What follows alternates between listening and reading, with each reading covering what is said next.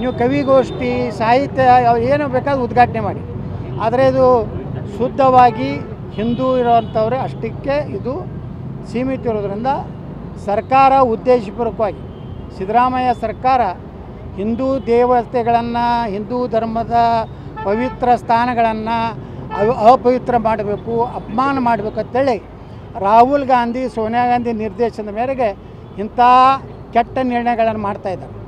ಚಾಮುಂಡಿ ತಾಯಿಗೆ ಯಾರಾದರೂ ಅಪಮಾನ ಮಾಡಿದ್ರೆ ಅವ್ರ ಮುಂದೆ ಎಂದೂ ಅವ್ರಿಗೆ ಒಳ್ಳೆಯದಾಗೋದಿಲ್ಲ. ನೀವು ಕವಿಗೋಷ್ಠಿ ಸಾಹಿತ್ಯ ಏನು ಬೇಕಾದ್ರೂ ಉದ್ಘಾಟನೆ ಮಾಡಿ, ಆದರೆ ಇದು ಶುದ್ಧವಾಗಿ ಹಿಂದೂ ಇರೋವಂಥವ್ರೆ ಅಷ್ಟಕ್ಕೆ ಇದು ಸೀಮಿತ ಇರೋದರಿಂದ ಸರ್ಕಾರ ಉದ್ದೇಶಪೂರ್ವಕವಾಗಿ ಸಿದ್ದರಾಮಯ್ಯ ಸರ್ಕಾರ ಹಿಂದೂ ದೇವತೆಗಳನ್ನು, ಹಿಂದೂ ಧರ್ಮದ ಪವಿತ್ರ ಸ್ಥಾನಗಳನ್ನು ಅಪವಿತ್ರ ಮಾಡಬೇಕು, ಅಪಮಾನ ಮಾಡಬೇಕು ಅಂತೇಳಿ ರಾಹುಲ್ ಗಾಂಧಿ, ಸೋನಿಯಾ ಗಾಂಧಿ ನಿರ್ದೇಶನದ ಮೇರೆಗೆ ಇಂಥ ಕೆಟ್ಟ ನಿರ್ಣಯಗಳನ್ನು ಮಾಡ್ತಾಯಿದ್ದಾರೆ.